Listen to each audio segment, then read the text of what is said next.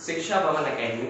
My self Bharat. Last time मैंने आपसे बात करी थी मैथ्स के ब्लूप्रिंट के बारे में, जिसके अंदर हमने डिस्कस किया था कि कौन सा चैप्टर कितने कितने वेटेज का है, और मैंने आपसे बोला था कि लास्ट उसमें कि हम कौन सा चैप्टर स्टार्ट करेंगे। तो आज हम स्टार्ट कर रहे हैं ट्रिग्नोमेट्री। ये हमारा 12 मार्क्स का है, जिसके अंदर इसके दो कॉन्सेप्ट हैं, तो trigonometry, introduction of trigonometry plus height and distance. ये दोनों मिलाकर 12 मार्क्स के बनते हैं, और इसके अंदर 4 मार्क्स का कंपल्सरी क्वेश्चन है जो कि आता ही आता है। चलो स्टार्ट करते हैं आज की क्लास अपनी ट्रिग्नोमेट्री की। सबसे पहले हम देखेंगे कि ट्रिग्नोमेट्री होती क्या है, इसका मतलब क्या है। तो ट्रिग्नोमेट्री जो है ये हमारा बेसिकली जो है ग्रीक वर्ड से लिया गया है, जिसका मतलब होता है ट्री, गोनो और मेट्रोन। मेट्रन का मतलब होता है मेजर,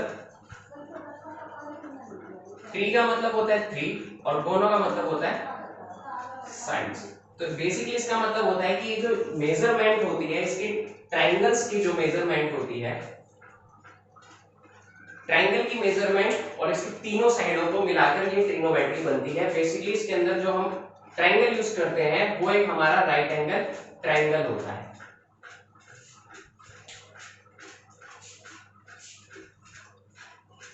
ये हमारा 3rd BC में सबसे पहले इंट्रोड्यूस हुआ था, और इसका मतलब क्या होता है, ये होता है रिलेशनशिप बिटवीन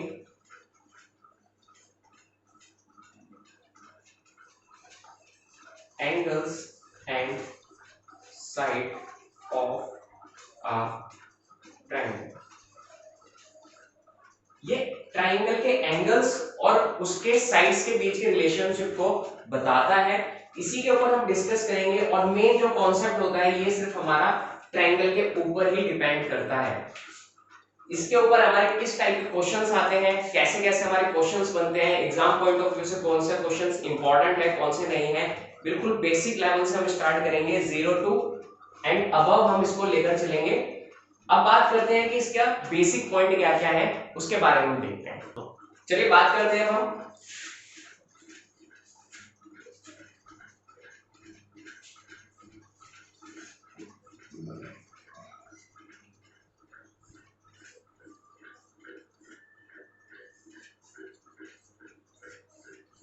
हमारी जो ट्रिग्नोमेट्री है वो बेसिकली इन 6 पर डिपेंड बहुत ज्यादा करती है। ये 6 ही है जो इसका बेस है, साइन, कोसेक, कॉस, सेक, टेन, कॉट। ये 6 हैं जो कि हमारे इसके एक तरह से हम इसको इनके पिलर बोल सकते हैं। 6 पिलर है जिसके ऊपर ट्रिग्नोमेट्री जो है पूरी की पूरी टिकी हुई है।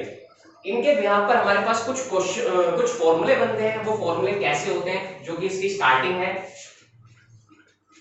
ये इनके अपोज में होता है। जैसे मैंने इसको लिखा हुआ है, साइन के अपोज में कोसेक, कॉस के अपोज में सेक और टेन के अपोज में कॉट। ये लिखा हुआ इसलिए क्या है कि ये क्या होते हैं, ये इसके उल्टे होते हैं, ये इनके अपोजिट होते हैं। जैसे साइन का अपोजिट होता है कोसेक, कोसेक का अपोजिट होता है साइन, कॉस का अपोजिट होता है सेक, सेक का अपोजिट होता है कॉस, कॉट का अपोजिट होता है टेन,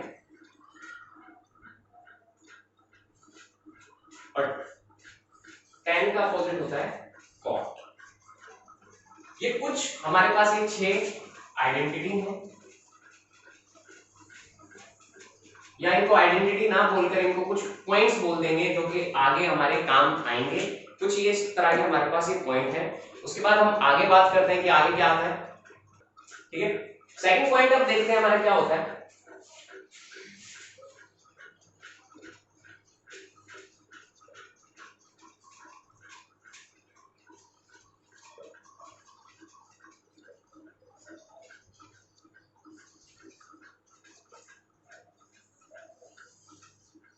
साइन का प्रोडक्ट अगर हम कोसेक से करेंगे तो वो 1 के इक्वल होता है। सेम ऐसे कॉस का प्रोडक्ट अगर हम सेक से करेंगे तो 1 होता है, और टेन का प्रोडक्ट हम कॉट से करेंगे तो भी 1 होता है। अब ये हुआ कैसे, ये हुआ ऐसे कि जब मैंने आपको बताया था कि साइन जो है वो 1/कोसेक के इक्वल होता है, तो सेम मैंने यहीं पर करा, साइन को साइन लिखा, और कोसेक को लिखते हैं हम 1/sin।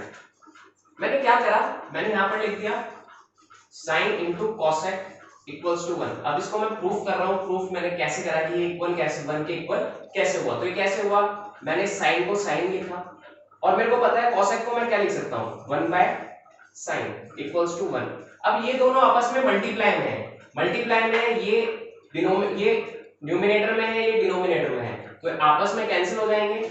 बचा कितना 1 इक्वल्स टू 1, यानी कि LHS और RHS जो है वो दोनों आपस में इक्वल हो गई। ये सारी की सारी कंडीशन जो है वो इसी में अप्लाई होगी और ये आपस में ऐसे ही इक्वल हो जाएंगे। तो ये पूरा का पूरा जो है इक्वल है। उसके बाद बात करते हैं अब हम ट्रिग्नोमेट्रिक रेशियो के बारे में।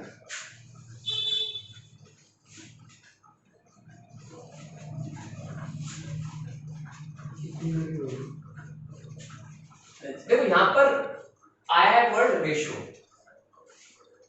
और रेशियो क्या होता है, रेशियो हमेशा न्यूमिनेटर अपॉन डिनोमिनेटर, हमेशा फ्रैक्शन में मिलेगा ये आपको।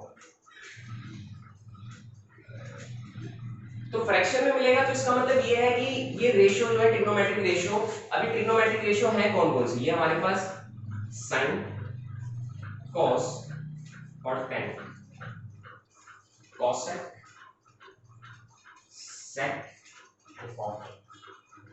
अब ऑब्वियस सी बात है, अगर हमारे पास ये 6 है तो इन 6 की ही रेशियोज होंगी। तो ये 6 की रेशियोज आई कैसे, होती क्या है, इसके बारे में बात करते हैं।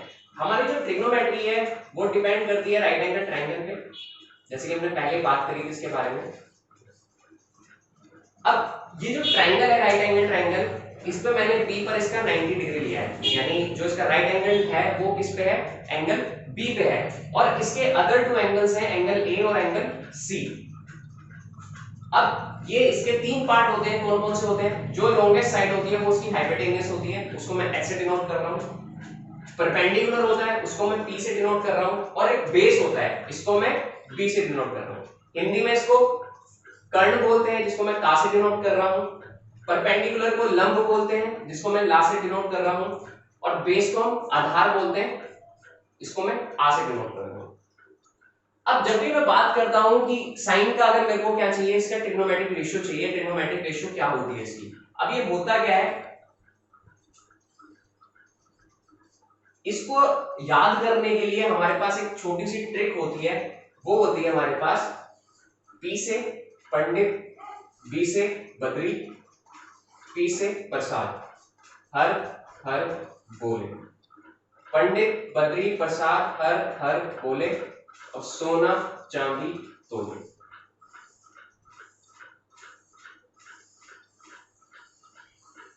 ये हमारी एक याद करने की ट्रिक है। S for sine, C for cot, sorry cos, और T for tan. P for हमारा परपेंडिकुलर जो भी मैंने बताया था, B फॉर बेस, और P और H फॉर हाइपोटेन्यूस, और सेम इसका हिंदी में भी अप्लाई होता है। अब देखते हैं अब हमारे पास ये ट्रिग्नोमेट्रिक रेशियोज होते क्या हैं। अच्छा एक चीज और, ये जो एंगल होते हैं हमारे पास, जितने भी ट्रिग्नोमेट्रिक एंगल होंगे,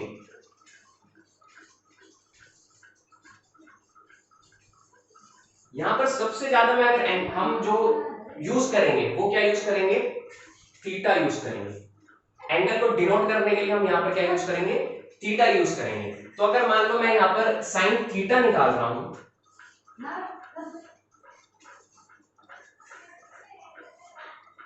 साइन थीटा निकाल रहा हूं, तो साइन थीटा यहां पर दे रखा है, रेशियोज की बात है तो ऑब्वियस सी बात है कि अपॉन में आएगा, तो P अपॉन H। अगर मैं कॉस की बात कर रहा हूं, B अपॉन H। अगर मैं टेन की बात कर रहा हूं तो P अपॉन B। और अभी मैंने थोड़ी देर पहले बात करी थी कि जो साइन है वो कोसेक का क्या होता है, अपोजिट होता है। साइन होता है कोसेक का उल्टा, अभी हमने बात करी थी। तो अगर साइन हमारे पास P अपॉन H है तो कोसेक क्या हो जाएगा हमारे पास, H upon P। Same cos अगर हमारे पास B अपॉन H है, बेस अपॉन हाइपोटेन्यूस है, तो सेक क्या हो जाएगा हमारा, hypotenuse upon base. Third one हमारे पास टेन है, टेन हमारे पास परपेंडिकुलर अपॉन बेस, तो कॉट थीटा क्या हो जाएगा, बेस अपॉन परपेंडिकुलर। ये क्यों हो रहा है, क्योंकि हमारे पास साइन जो था वो क्या था 1/cosec था। अब मैं इसके अंदर वैल्यू पुट कर देता हूं, मेरे को किसकी वैल्यू चाहिए, और cosec जो था मेरे पास 1/sin। अब मैंने क्या करा, मेरे को cosec चाहिए, cosec यहां पर दे क्या रखा है मेरे पास 1/sin। sin क्या है मेरे पास p/h, तो sin की जगह मैं p/h लिख सकता हूं।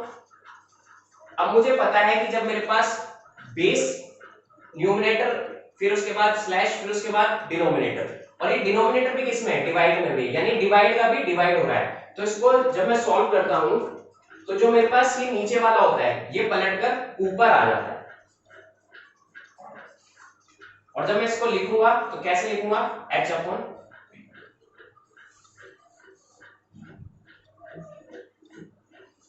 जो कि मेरे पास सेम हमारे पास ये सारा कॉन्सेप्ट इसी का ही है, क्योंकि ये आपस में एक दूसरे के इनवर्स होते हैं, तो ये आपस में एक दूसरे को लिखे जाते हैं। लेकिन यहाँ पर सोचने वाली बात ये है, एक इंपॉर्टेंट चीज ये है कि थीटा जब भी हमारे पास दे रखा होगा,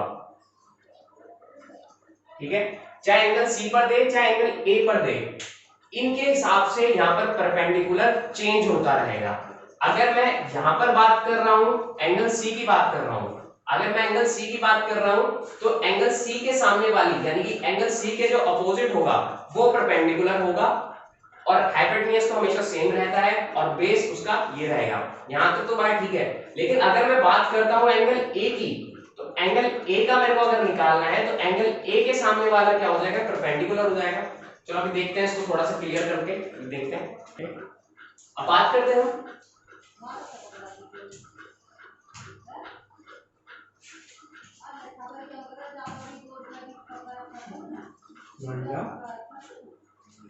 अब मैंने बात करी, अगर ये थीटा जो है मेरे पास सी दे रखा था, अगर मेरे को एंगल सी निकालना था और एंगल सी जो है मेरे पास थीटा दे रखा था, लेकिन अगर मेरे को यहाँ पर साइन ए की वैल्यू दे रखी है, सॉरी साइन ए की वैल्यू निकालनी हो तो कैसे निकालनी है।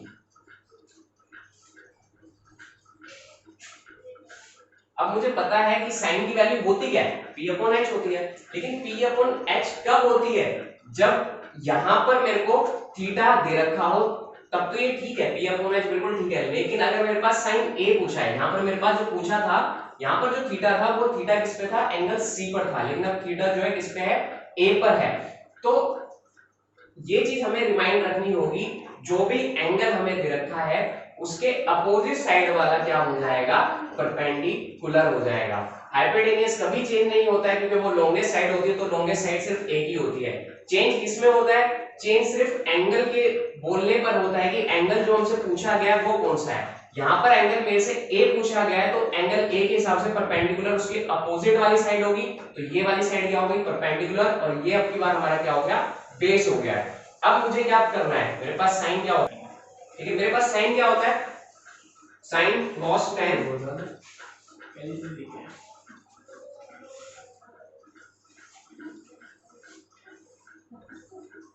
अब यहाँ पर साइन क्या है मेरे पास, परपेंडिकुलर अपॉन हाइपोटेन्यूज, लेकिन अब की बार मेरे पास परपेंडिकुलर है क्या, परपेंडिकुलर है अब की बार मेरे पास BC, और मेरे पास हाइपोटेन्यूज क्या है, AC। cos A है क्या मेरे पास, यानी कि cos base upon hypotenuse, base क्या है मेरे पास AB, और हाइपोटेन्यूज क्या है मेरे पास AC। सेम ऐसी tan क्या है, परपेंडिकुलर अपॉन बेस, परपेंडिकुलर क्या है मेरे पास BC, और बेस कितना है मेरे पास AB।